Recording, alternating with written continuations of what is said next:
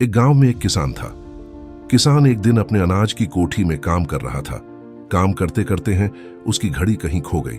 उसने कुछ देर तक अपनी घड़ी को ढूंढा, घड़ी नहीं मिली। मायूस हो गया, और मायूस होना सही भी था।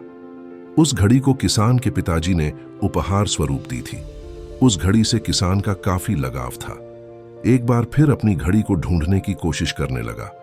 अनाज की कोठी में बहुत देर ढूंढने के बाद भी घड़ी नहीं मिली। हताश होकर कोठी से बाहर आया। उसने देखा बाहर कुछ बच्चे खेल रहे हैं। उसके दिमाग में आइडिया चलने लगा। किसान ने सोचा, मैं अकेला अब तक ढूंढ रहा था, क्यों ना इन बच्चों को भी घड़ी ढूंढने में लगा हूं। उसने घड़ी ढूंढने के बदले बच्चों को इनाम देने के लिए कहा। बच्चे इनाम के लालच में तुरंत मान गए।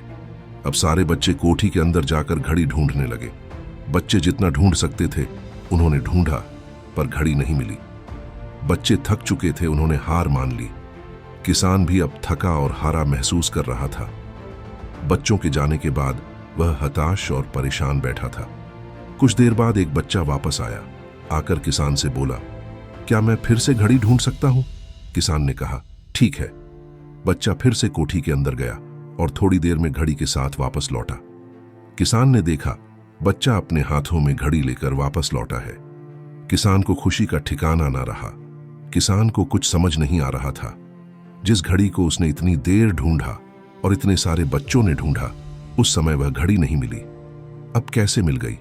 उसने बच्चे से पूछा, तुम्हें यह घड़ी कैसे मिली? बच्चे ने कहा, कोठी के अंदर जाकर वह एक जगह पर खड़ा हो गया और शांत वातावरण में घड़ी की टिक टिक सुनाई पड़ रही थी। मैंने घड़ी की टिक टिक की आवाज की दिशा में ढूंढना चालू किया और घड़ी मिल गई। किसान ने बच्चे को पुरस्कार दिया और हृदय से आभार व्यक्त किया। अब किसान खुश था। किसान उसे उसकी घड़ी मिल चुकी थी। कहानी की सीख। इस कहानी से हमें सीख मिलती है, शांति हमारी सफलता के लिए जरूरी है। शांत चित्त रहकर ही हम सफल हो सकते हैं।